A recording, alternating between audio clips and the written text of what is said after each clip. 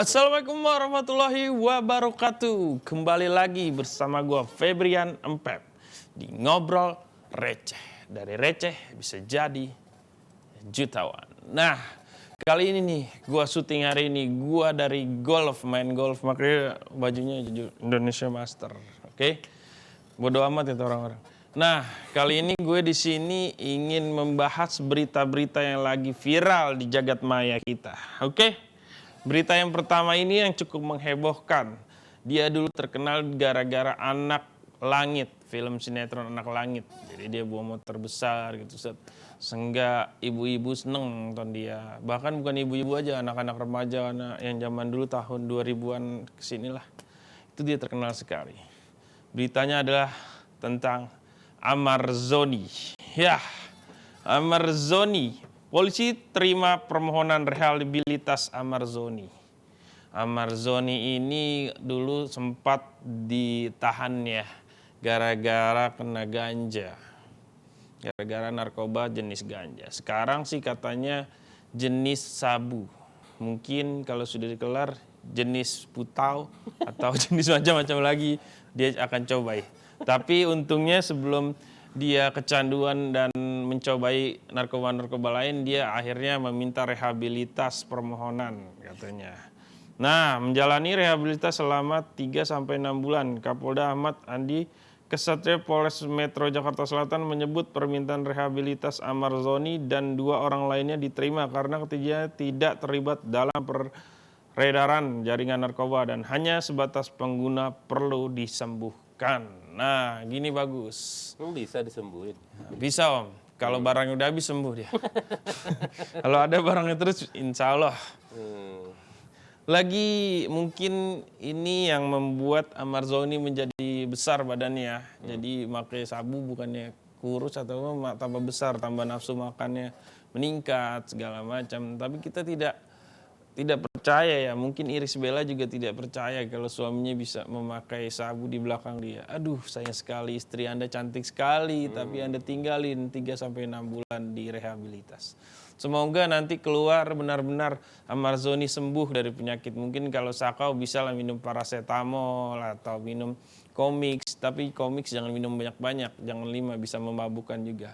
Ya, semoga Amarzoni ke depannya bisa bersih dari narkoba, zat-zat adiktif yang merugikan baik fisik maupun kehidupan kita ke depan nanti. Pekerjaan mungkin pada hilang gara-gara Anda tertangkap oleh narkoba. Ya, Mas Joni, tolonglah Mas Joni, anak masih pada kecil-kecil, hindarilah narkoba-narkoba. Healing, mungkin Anda kurang healing ya. Jadi pelampiasannya ke narkoba. Oke, Mas Amarzoni, semoga cepat sembuh, cepat menjalani rehabilitas dengan benar. Semoga di rehabilitas tidak ada perdagangan narkoba lagi ya Om ya. Di bisa dalam jual beli gitu. Bisa. Biasanya di penjara katanya ada tuh Om, jual beli narkoba di dalam penjara. Jadi barang-barang yang di dalam sel itu tidak boleh keluar dan tidak diperiksa lagi zaman dulu tuh.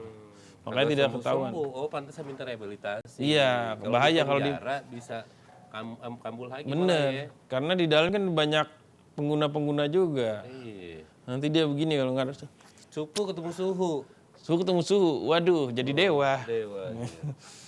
Oke, kita beranjak ke berita selanjutnya ini. Tentang sepak bola lagi sepak bola. Yang dulu mengakibatkan beratus-ratus orang meninggal di Kanjuruhan, yaitu vonis terdakwa kasus Kanjuruhan ada yang dipenjara hingga bebas. Wow.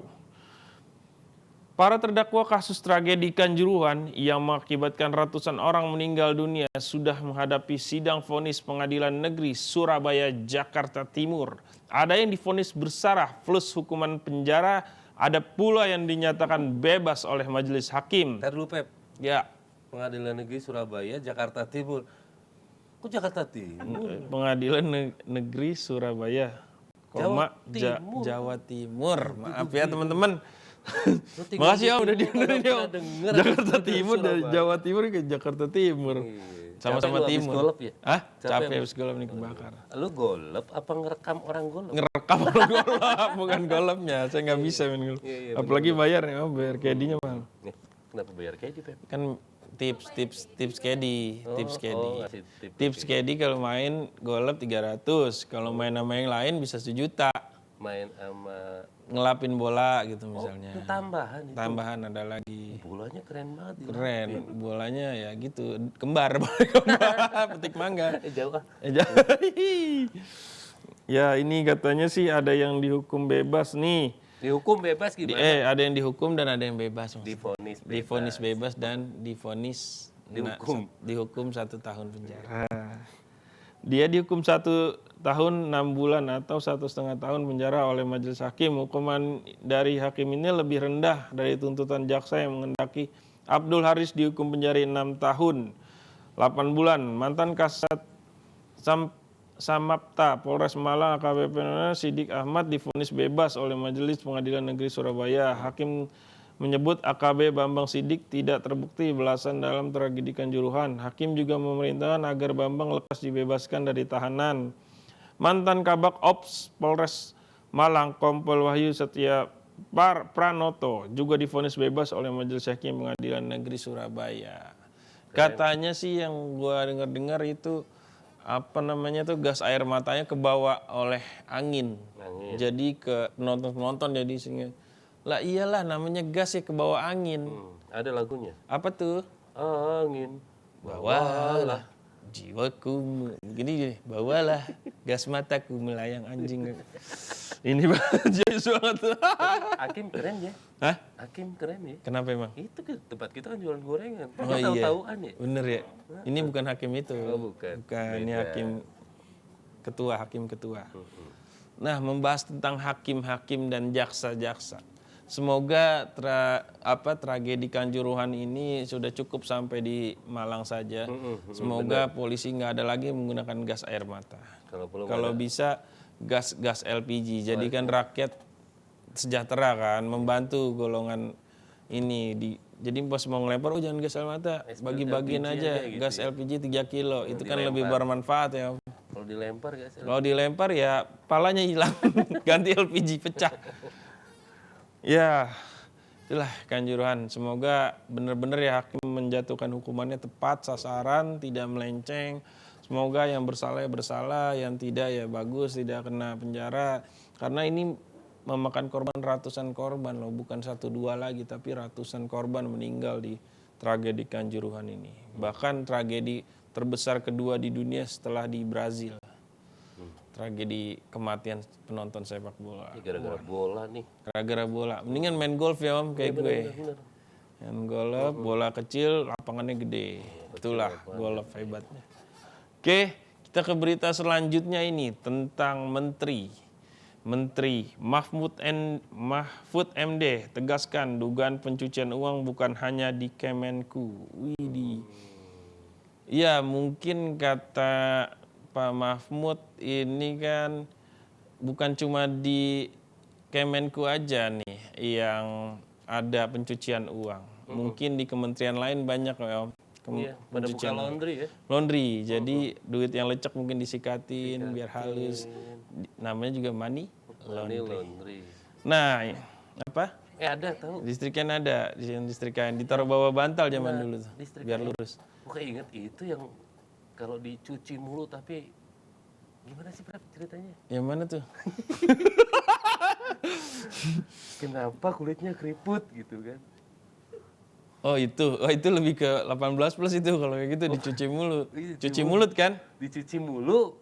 Oh bukan cuci mulut. Kira cuci mulut. Bibir lu offset. Kira cuci mulut. Iya. Ya itulah. Ya ada kafe cuci mulut ada. Ini kan Mahfud MD kan bilang nih, dugaan pencucian uang bukan hanya di Kemenku.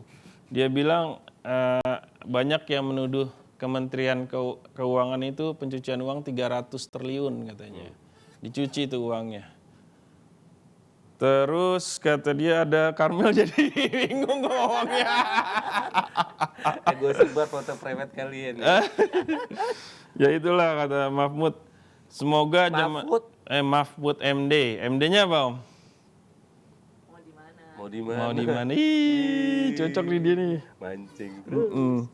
Saya ingatkan dari sini bahwa di kementerian lain kita juga punya data yang banyak tentang ini. Ini ada semua orang-orang yang dekat dan ada dengan perusahaan Anda. Pi mau kemana Pi? Dan seterusnya, kata Mahfud saat jumpa pers di gedung Kemenku. Mahfud menyampaikan dirinya serta Sri Mulyani akan berkoordinasi untuk menangani polemik tersebut. Dia menilai langkah Kemenku melakukan pembersihan atau oknum-oknum di internalnya sudah tepat. Wah ini mungkin ini ya, apa namanya, yang nggak beres dikat-katin gara-gara ketahuan itu yang pajak dan bea cukai itu. Katanya pas bea cukai itu diwawancara, kenapa anaknya ini? Karena anak saya selebgram, jadi wajar lah pakai baju bagus. Anak saya juga kuliah di Australia. Australia katanya. Wih gile. Tuh bea cukai Pi, lu mah kapan lu bisa nyekolehin anak lu ke situ? Tapi kan maunya dia dirjen. Mungkin pendidikannya kurang kalau di Indonesia. Gaji kecil kan guru-guru, jadi malas-malesan ngajarnya. Udah lu baca buku aja, kalau udah ntar hafalan ke depan gitu doang kan di Indonesia. Kalau di Australia kan studi banding. Apa studi banding? Iya kebanyakan praktek ya, praktikum, kebanyakan praktikum, jadi dia ngerti. Ya praktekin masalah biologis. Ya semoga Pak Mahfud ini kan udah makan asam garam kehidupan politik ya. Jadi dia tahu nih mana yang benar mau yang enggak. Mau diberantas nih sama Bu Sri Mulyani. Apalagi Bu Sri Mulyani ini mantan nomor 1 Bank Dunia. Dia mantan ketua presiden komisaris Bank Dunia. Jadi dia udah tahu lah nih kalau ada penyelewengan uang nih baguslah Pak Jokowi memilih Bu Sri Mulyani. Diberantas Pak dari atas. Jangan cuma di ujung-ujung ini aja nih, ujung kepemimpinan Bapak aja nih diberantas, harusnya dari awal kita berantas. Ih gila, keren banget gue. Oke, berita selanjutnya gara-gara Karmel jadi grogi saya. Oke, berita selanjutnya ini tentang ini nggak ada. Oke, kita lewatin. Ini nih. Ada anak sultan namanya Rayanza atau Cipung. Bak siang disambar petir. Cipung baru bikin Instagram namanya Rayanza. Rayanza Cipung baru buat Instagram, followers langsung ratusan ribu. Wow. Ratusan ribu, Beb. Ratusan ribu. Bukan ratusan biji lagi, ratusan ribu. Gua udah berapa tahun dari 2014 gue bikin Instagram. Cuma 600 ya kan. 600 itu following kan? Followersnya 2000. Iya yang di following 600 doang. Sedangkan Rayanza belum ngerti itu yang mainin juga susternya kali ya. Atau ada adminnya, dia baru bikin 24 jam udah ratusan ribu. Luar biasa memang aura Raffi Ahmad dan Rayanza ini. Rayanza ini perpaduan yang sangat bagus. Olahannya tepat antara Nagita dan Raffi. Jadilah Rayanza. Ganteng sekali tuh anak, seperti anak gue ganteng. Ya kurang. Terus Rayanza ini sangat-sangat nih. Rayanza ini Karmel. Enggak kan ada orang baru jadi kaget gue tadi. Gue mau ngomong apa jadi lupa. Ya Rayanza dikit lagi datang endorsan lah ya kalau udah sampai udah datang endorsan terus dia yang endorse gitu. Misalnya di endorse Pampers, dia pakai Pampers sendiri. Enak sekali Pampersnya empuk gitu. Terus di endorse lagi sama Empeng juga gitu-gitu kali ya Jin. Yang endorse-nya susu ASI bukan? Enggak. Ini susu ini kaleng kali ya. Susu takal. Susu kaleng yang nggak kaleng-kaleng. Iya. Susu kental manis. Ada tuh gue baca berita juga anak kecil anak bayi dari kecil udah dikasih susu kaleng tapi beratnya sekarang udah mencapai 25 kilo baru umur 2 tahun. Itu dia obesitas. Karena kan susu kaleng itu dari gula ya, kebanyakan gula dicampur dengan kaleng. Jadi menguap tuh gulanya. Pas diminum jadi mekar tuh anak. Kasian lah, mungkin kayak orang zaman dulu lah, jangan susu kaleng kita kasih air tajin, air es teh manis gitu kan nggak apa-apa dari kecil. Gue dulu air tajin mulu, gede badan gue sekarang. Iya coba. Kembali lagi. Badan gede, otak gimana? Ya otak menciut. Otak mencit guys, jangan ditiru ya. Jangan ditiru. Apalagi yang ibu-ibu tuh ngasih kopi susu ABC ya. Kopi susu ABC sehari 6 kali, ya Allah. Kata ibunya, anak saya buang air besarnya cuman 9 kali kok, masih wajar. 9 kali itu namanya diare Bu. Kalau wajar tuh kayak saya tuh 5 kali, 6 kali. 2 kali itu wajar. Lagi mungkin ibunya baca ya, oh ada kandungan susunya jadi kopi dicampur susu. Wah anakku jadi seneng nih minum kopi. Ya Allah ibu. Bingung saya ngomong Karmel. Oke, kita beranjak lagi ke berita selanjutnya. Ini tentang ajudan pribadi berawal jadi selebgram hingga kini diduga lakukan penipuan 1,5 M. 1,3. 1,3 M. Dilebih-lebihin lu. Ya, apa-apa lah 200 juta. Oh iya deh. Ini ajudan pribadi ini yang giginya copot itu ya kalau ngomong ya? Iya.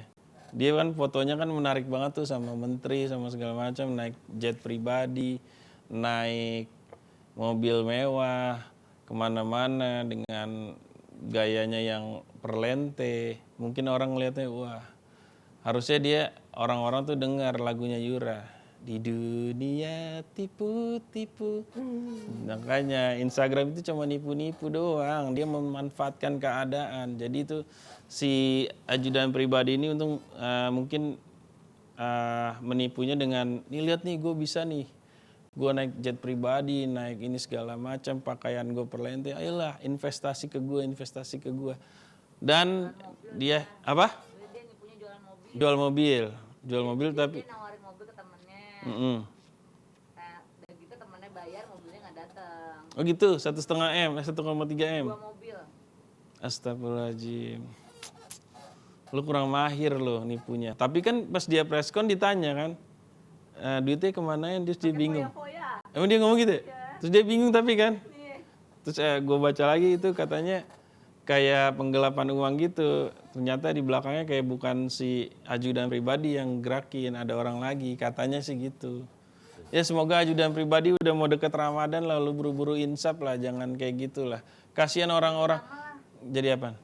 Ajudan umum. Iya ajudan umum. Kalau gak ajudan tipu.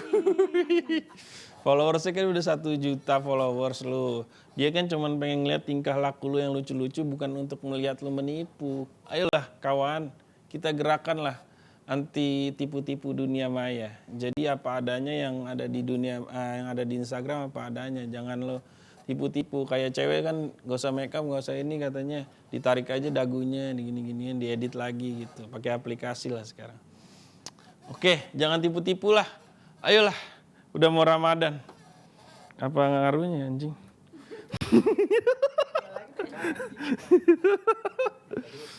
Kenapa Amati? Gak apa-apa. Ya. Ya, makasih Mbak Karmel ya. Aduh, jadi grogi saya nih. Love you too, sayang. Ini gue cek dulu ya. Ya. Jangan dulu dilihat, ntar gue kabarin, Pi. Keep rolling. Oke. Dan dari ajudan pribadi ini ya mungkin juga dari kecil dia nggak minum susu, nggak minum vitamin-vitamin, jadi otaknya sengkleh dan giginya sering copot. Nah, bahas tentang otak dan sengklek, ini ada berita selanjutnya tentang dokter temukan janin di otak bayi 1 tahun, organ sudah terbentuk. Wow. Jadi tuh bayi sudah lahir, tapi kepalanya membesar, badannya kecil. Terus katanya di dalam otaknya itu ada cairan, dan setelah dicek oleh dokter di sini ada kembar yang diserap biasanya berhenti berkembang sementara yang lain terus tumbuh. Fenomena ini sangat langka, biasanya terjadi pada sekitar 1 dari 500.000 kelahiran. Namun sejauh ini hanya ada kurang dari 50 laporan di seluruh dunia tentang kasus seperti ini. Dikutip dari Lab Science, laporan yang diterbitkan 12 Desember 2022 di jurnal Neurology sebutkan mencatat bahwa benda asing di kepala anak kecil itu adalah kembar diamniotik atau monokorionik yang cacat. Kondisi tersebut berarti saat di dalam rahim janin pernah berbagi plasenta yang sama tetapi memiliki kantung ketuban terpisah. Kondisi tersebut disebabkan oleh pemisahan yang tidak sempurna dari kembar identik tersebut yang terbentuk ketika salah satu telur terbelah. Nah, kan di dunia juga banyak tuh ya yang kembar dempet atau kembar jadi dadanya nyatu sama dua orang jadi nyatu. Terus ada yang kepalanya tumbuh satu sini tapi badannya cuma satu. Nah, itu mungkin dari situ ya. Jadi kalau yang kembar kayak gitu, gue ngeliat udah sampai dewasa, mungkin orang tuanya nggak pas diperiksa USG atau nggak di USG. Jadi biasanya kalau di USG tuh dibilangin perkembangan anak nih Pak, anaknya ada kayak gini. Ini Pak anaknya ada potensi cacat, mau dikeluarin atau gimana. Biasanya dokter ngasih tahu itu. Mungkin yang sudah keluar dan tumbuh kepala atau dadanya nyambung itu mungkin nggak dikeluarin ya, jadi tetap dihidupin sampai dewasa, sampai dia berkembang. Sebenarnya kasihan sih ngelihatnya kayak seperti itu ya. Jadi kasihan di anaknya nanti. Apalagi kasus yang ini, jadi sudah berkembang di kepalanya, kasihan yang hidup itu. Jadi janinnya nimbul di dalam otak kepala sehingga otaknya membesar. Oh itu di otak? Di otak, di dalam otak. Nah gimana ya? Jadi mungkin zaman pas di dalam rahim itu masuk ke dalam kali ya, pas berkembang ke kepalanya dia, berkembang tapi di dalam otak itu janinnya satu. Jadi pas keluar dia udah 1 tahun nih baru kelihatan tuh kepalanya kok membesar, ada cairan di dalam kepalanya. Pas dicek sama dokter itu ternyata janin yang tidak berkembang di kepalanya masih ada. Kasihan sekali. Semoga adik ini cepat sembuh lah, cepat diangkat lah yang ada di kepalanya itu, ada janin kecil. Cepat diangkat sehingga pertumbuhannya menjadi normal lagi, sehat dan bergembira seperti anak sewajarnya. Apalagi mumpung baru 1 tahun ya, ngerinya udah 31 tahun seperti teman saya Hasbi ini otaknya terganggu sepertinya. Jadi dia sering lupa dan sering berbuat semena-mena. Dan berita selanjutnya ini tentang berita semena-mena ini datang dari negeri Pulau Dewata, yaitu Gubernur Bali akan tetapkan larangan turis asing bawa motor di Bali. Sewa motor di Bali. Tetapkan larangan turis asing bawa motor di Bali. Jadi Gubernur Bali Wayan Koster melarang wisatawan mancanegara Wisman atau turis asing menyewa sepeda motor. Larangan ini akan segera dibuat dalam bentuk peraturan daerah atau perda untuk meminimalisir pelanggaran yang telah terjadi. Seperti diketahui, kelakuan turis asing di Bali dinilai mulai meresahkan karena bertindak semena-mena. Berdasarkan catatan Polda Bali, sejak dilakukan razia pada akhir Februari hingga awal Maret, ada lebih dari 171 WNA yang melanggar ketertiban lalu lintas. Selain itu, tujuan untuk menata aktivitas pariwisata Bali agar lebih berkualitas. Memang sih waktu gua ke Bali liburan di Grand Hyatt. Liburan. Stay in hotel. Nah, jam berapa liburan? Jam liburannya itu sekitar pagi doang ya. Habis itu pegang kamera kerja terus. Ya memang di Bali saya lihat itu udah banyak banget. Udah kayak di Eropa lah di Bali itu. Kanan kiri bule, bawa motor, ngebut-ngebut, serabutan. Mungkin di negara dia nggak ada motor, di sini ada Scoopy. Dan di sini banyak motor-motor yang bagus, yang kecil-kecil dia bisa nyelip-nyelip.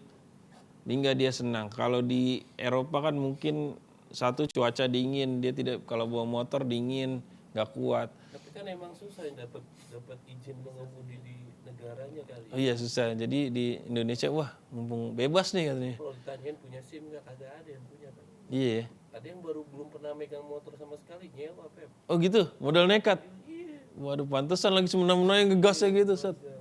Astaga. Bocah baru dapat mainan baru kan. Iya, yang kata kita waktu itu kan gua di Bali nih. Di Bali gua sewa mobil. Ditegesin mulu gua Gue sewa mobil di sana, mobil inilah SUV gitu. Oh, VW. Wuling Bu. Oh bentuknya kayak VW ya benar. Ada teman kita. Iya ada teman kita bilangnya VW padahal Wuling. Apa itu? Jadi emang pas gua berkendara di sana bawa mobil emang motor tuh bule terutama ya, nyalip-nyalip seradak seruduk. Wah, ada yang nggak pakai helm, buka baju, bahkan ada yang tidak pakai daleman. Cowoknya nggak pakai daleman, pengen surfing dia. Ceweknya juga bahkan ada, teman saya juga seneng kalau saya ajak jalan di pinggir trotoar tuh jalan kaki tuh seneng banget teman saya. Sampai nengok paling. Sampai pas sampai kantor, kenapa Pi pala lo? Ini kebaikan nengok-nengok gini. Salah bantal padahal ngeliatin cewek-cewek bule ini gini. Aduh, emang si bule juga daya tarik tersendiri untuk warga lokal di Bali maupun di luar Bali ya. Jadi, lo mau kemana? Salah satunya ngelihat pantai yang bagus, ngelihat alam yang indah, laut yang bagus. Salah satu juga melihat bule-bule. Apalagi bule-bule yang berjemur, yang tanning, yang segala macam. Mereka kan beratapkan matahari ya, jadi dia buka baju, buka celana semua. Situ juga banyak. Kalau di Indonesia yang dijemur ikan asin deh. Ikan asin kalau di sana dia badan sendiri dijemur. Iya, ya Asin ampun. gak ya? Bukan asin lagi, sedep.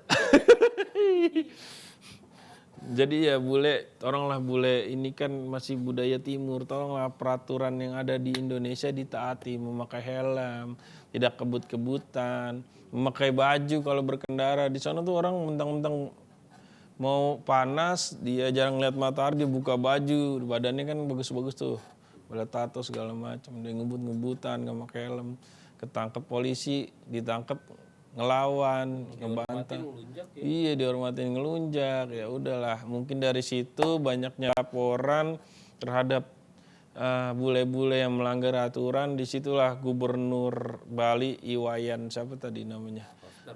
Iya Foster itu Koster itu menerbitkan lah larangan bahwa oke, gue stop nih. Orang-orang bule yang bukan asli Indonesia nggak boleh bawa motor lagi di Bali. Kita dulu. Supaya lebih. Orang bule yang bukan asli Indonesia. Iya maksudnya orang bule yang orang wisatawan asing. Iya dilarang menggunakan sepeda motor khususnya di Bali karena untuk ketertiban wisata. Selain itu juga ketertiban jalanan supaya tidak ada yang semrawut. Situlah. Dengar-dengar Pep, itu mungkin karena mereka biasa dihormatin gitu. Di negaranya?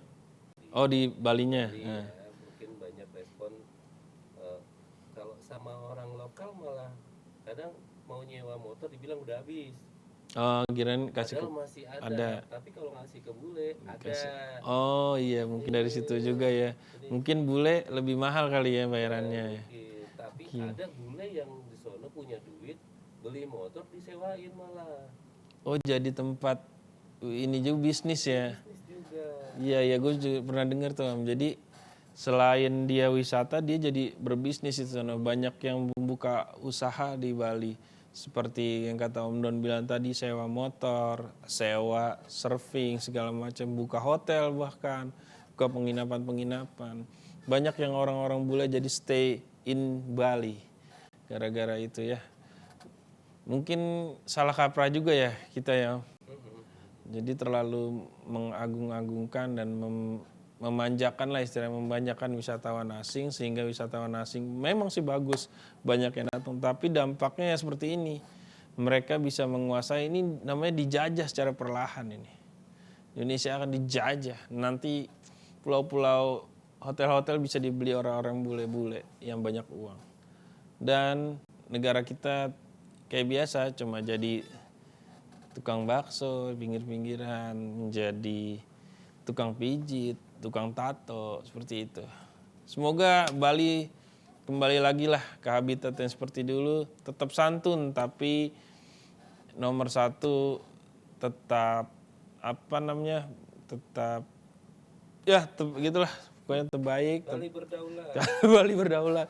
Makanya dari situlah semoga kebijakan dari Gubernur Bali ini bisa berjalan dengan baik ke depannya untuk menjadi Bali lebih bagus lagi, lebih indah lagi, supaya lebih tertib lagi lah.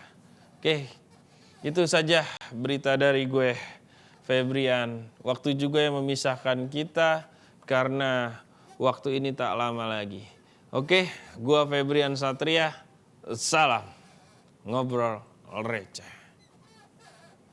Peace, love, and go.